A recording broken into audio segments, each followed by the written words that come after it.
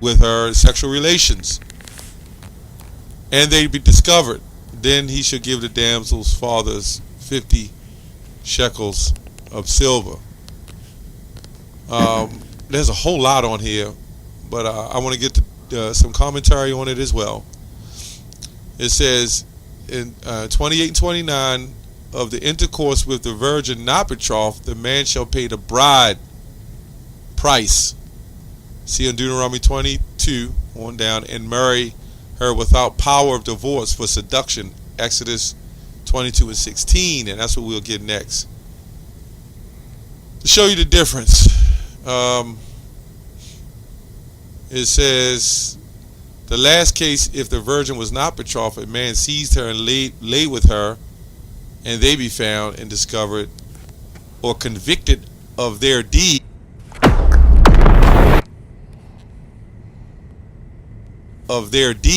right? So they're still calling it a crime according to commentary, right? The man was to pay the father 50 shekels of silver, kind of like a restitution, or kind of like when you go out and you commit a crime, and they give you some form of work duty, right? They I forgot what they call it, but if you commit a crime and you go to court, and they'll tell you that you must either pay some restitution if you stole some money, or you got to go to some form of work detail, or what they call community service. You get the point.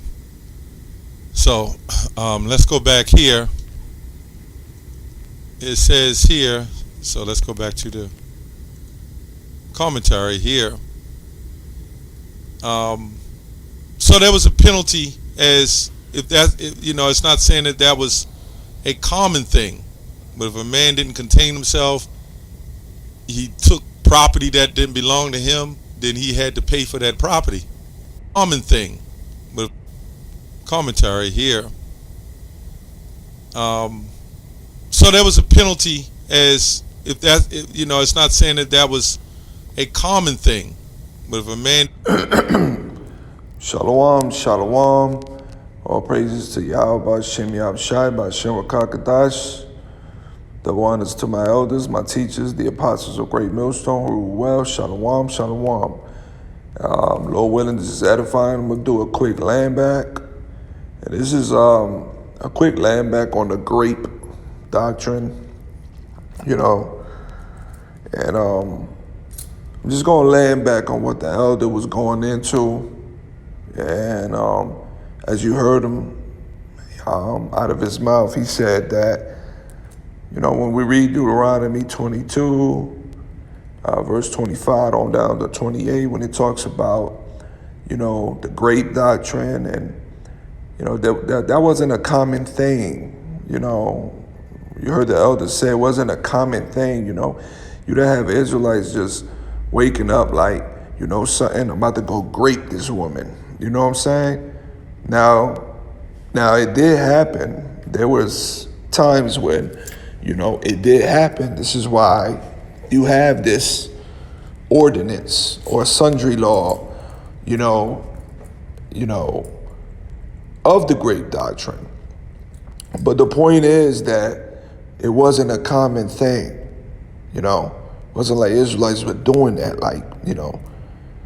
And I'm going to prove it too, because the elders said the same thing. Apostle Tahar said the same thing. Let's go into it. It's not common. Let's go to it. Was she on a camel? She was on a camel, because so she lighted off the camel. And immediately, he never saw this chick before. And she was saying, "Who is that man?" "Oh, this is my master's son." And he saw her, and she was foying. She was foying, Jim. She was foying, inside joke. And he took her off the camel, went in unto her, and popped her. And then she became his wife. And the word wife in the Hebrew is the word ayasha, which means the feminine form of a man. Ayash means man, and ayasha means female man, or female woman. So that was going on. That was the norm back then. Now, was it the norm to go around rape an Israelite woman? No, it was not the norm. It was not the norm. You're not going to tell your father, well, I'm going to rape this woman. Norm to go around and rape an Israelite woman? No, it was not the norm. It was not. Z and Apostle Tahar gave the same sentiment on it. So, these Christian Israelites, as Apostle Tahar call them, and they're just westernized. We had a debate, recently with Sakari, and they still go against it. They get a little, offended, and but it goes along. It goes with the, with the women. These Sakari, they gave classes, women classes. They, it's a lot of things they go off on, and they're young, they're still young in the truth, in the spirit, they're still young. Now, do they have the ability to teach? Of course they do, They, Deacon Alazar, they were taught by the great men of Great Millstone.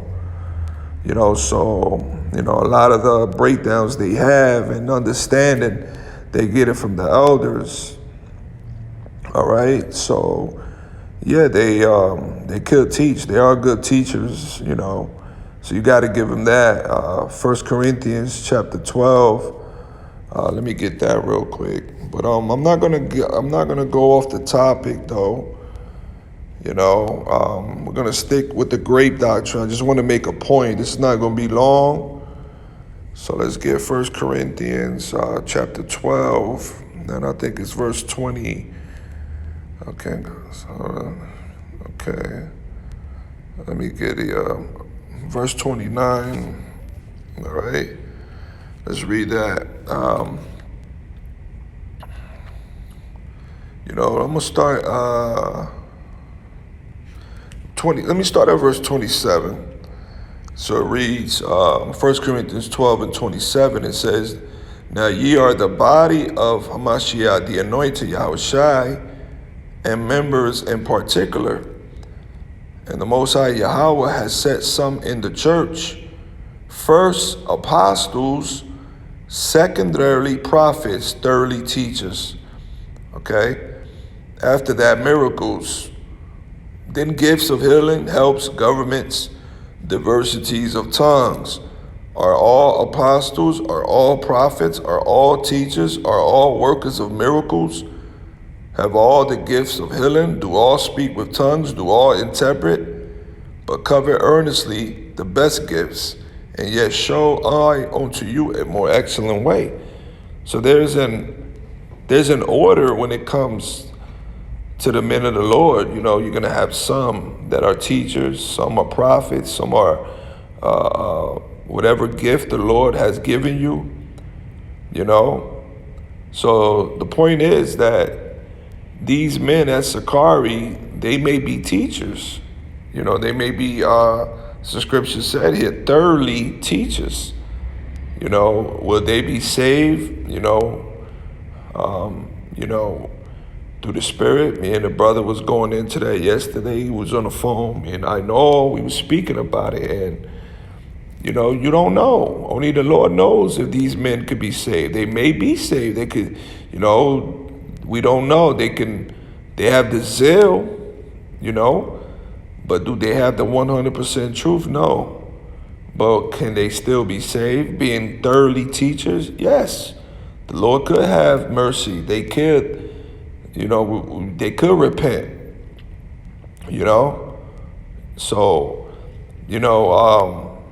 but the thing is, they don't have the 100% truth because, the grape doctrine is a very, very offensive to a lot of these Israelite camps, And in the past, you had many camp leaders slandering the elders for accepting the truth. Because, listen, Great Millstone, the teachers, our elders, we learn from them. And let me tell you something, they give you the bitter truth. That's just part of that's part of the teaching that you have. You have to, like John, Ezekiel, they ate the whole roll, it was bitter and sweet at the same time. So, it's going to be things that, we're going to teach through the spirit of Yahweh Shem Yahushai, and it's not going to be acceptable to a lot of men because it's kind of bitter. It could be bitter. It could be offensive. Well, the scriptures say there's going to come offenses. So I just wanted to say that, there are teachers, but, first apostles, secondarily prophets, which apostles are prophets, because Apostle Paul was an apostle, but he actually prophesied. When we go into 2 Thessalonians chapter 2, he was prophesizing. 2 Thessalonians chapter 4, the return of our Lord, he prophesied. 1 Corinthians, he prophesied everywhere. He was a prophet as well. Did it say he was a prophet in the scriptures? No. You might not find it, but he was. So that's the point. It's very offensive. So, but when you heard the apostle Tahar and the elder Karatazar, they said it wasn't the norm to do that. You wasn't going around just raping Israelite women. But it did happen, and there was a penalty for it. You had to pay a restitution. There was a fine, and that was 50 shekels of silver. Let me get that, and I'm going to end it. All right, let's go there real quick. And I want to make a point. This is why I said all of this. Let's go to Deuteronomy 22 and 25. But if a man find a betrothed damsel in the field, and the man force her and lie with her, then the man only that lay with her shall die, because she was married, a man can't do that. The scriptures say that's adultery. But unto the damsel thou shalt do nothing. There is in the damsel no sin worthy of death. For as when a man riseth against his neighbor and slay him, even so is this matter. For he found her in the field, and the betrothed damsel cried, and there was none to save her. Right? So let's read verse 28. If a man find a damsel that is a virgin, which is not betrothed, and laid hold on her and lie with her, and they be found, then the man that lay with her shall give unto the damsel father 50 shekels of silver. And she shall be his wife, because he have humbled her. He may not put her away all his days. So, it was a penalty, and the elders went into it. But 50 shekels of silver is not chump change. All right? And this law was implemented. You couldn't get rid of, your wife. You had to be with her forever. Even if she got old, fat, she got boring, she got old, and then the chemistry was gone, you still had to keep her as your wife. So was it normal to go around graping women? No, it wasn't. Because men thought, they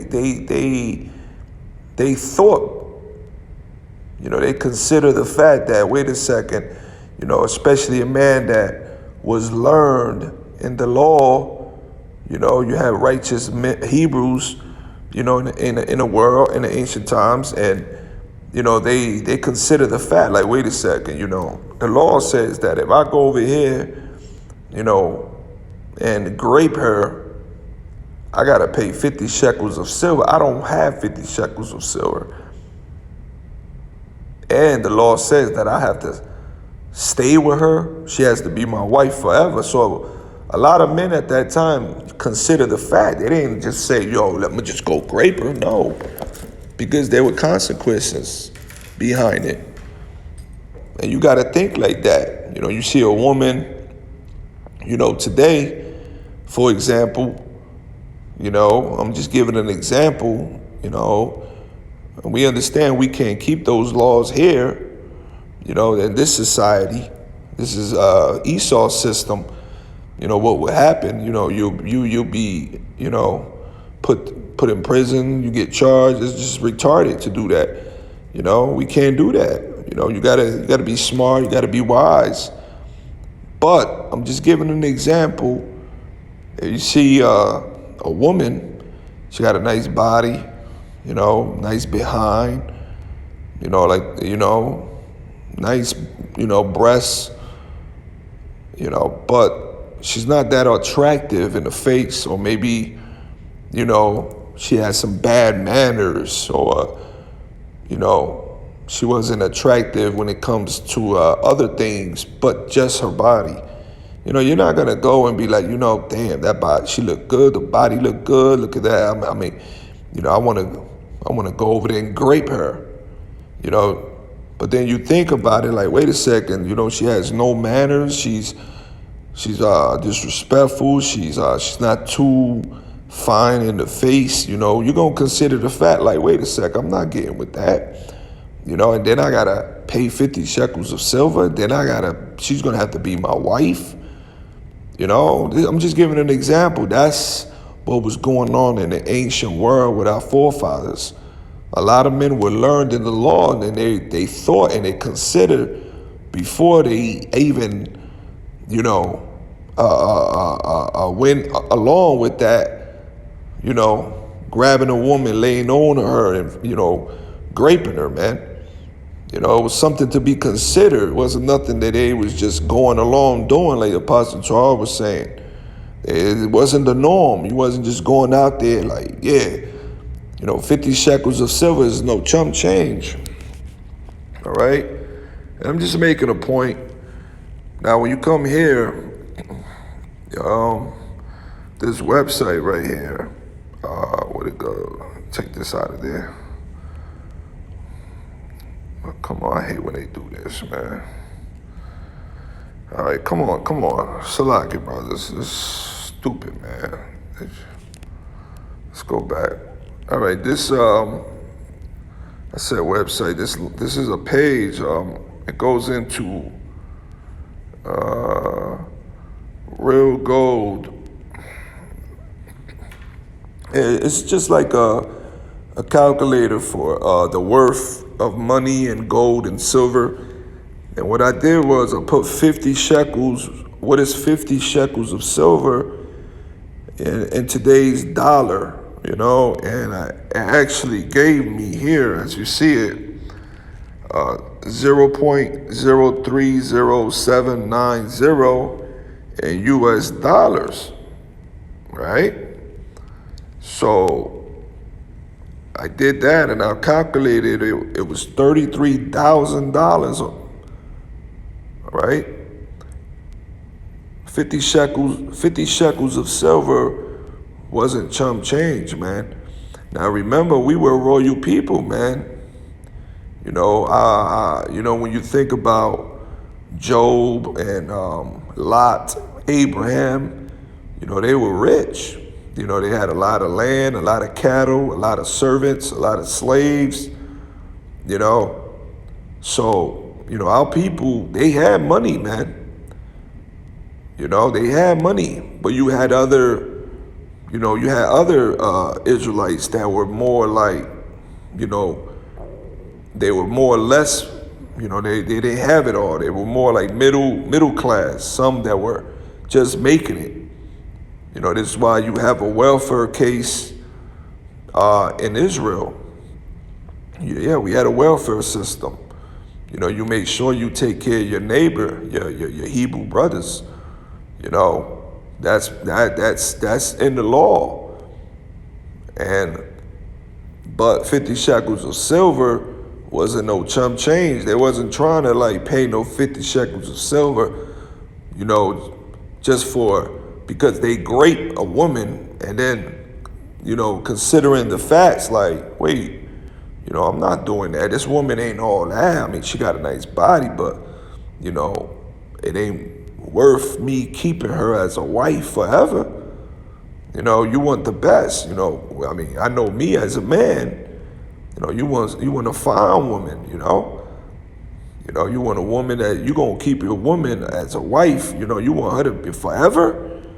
You can't get rid of her. You can't put her away for the rest of your life. You're gonna make sure that, 50 shekels of silver, if you're gonna do that and it happens, you have the money to pay for it and she's worth it. So this is why this wasn't a norm. Like the apostle was going into, this wasn't a norm, man. This wasn't something they was doing, but it's part of our laws. It's part of the rules, regulations that were given, to us and the Hebrew, the Israelites, just in case if it did happen. We got what is called laws, statutes, and commandments. And these were statutes. There's plenty of statutes, within the law. And Scripture talks about strange laws. There's a law also, in the ancient world. If you build your home, and let's say you had like a second floor, and you failed to build like a fence to protect anyone to fall from the second floor. And if that man falls and gets injured, there's a penalty for that. There's laws for this. There's strange laws for this, man. There's laws for it's statutes within laws. That's why it's called the laws, statutes, and commandments. All right? So that's what we got to understand. So, man, if this is true, and this is I looked this up on on this so-called, Jewish website, 50 shekels of silver is $33,000, man. That ain't no chump change.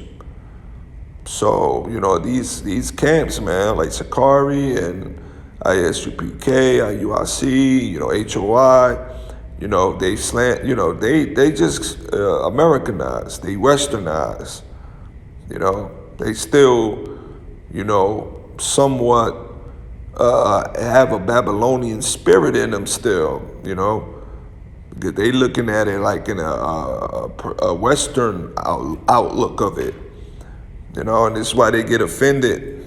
They'll try to find a way to justify, proving that, the great doctrine is not, you can't do that. So they'll do anything to refute it. They'll use scriptures to make it, to justify it, and make it seem like it is, but it's not. This is some heavy understanding that you have to get from Yahweh B'Shem Yahushai. That's why Yahushai said if there's going to be offenses, man, So, that's my take on it. I just wanted to land back on the elders and apostle, lessons on it, on the great doctrine. But it wasn't no chump change, man. Something to consider. Shalom.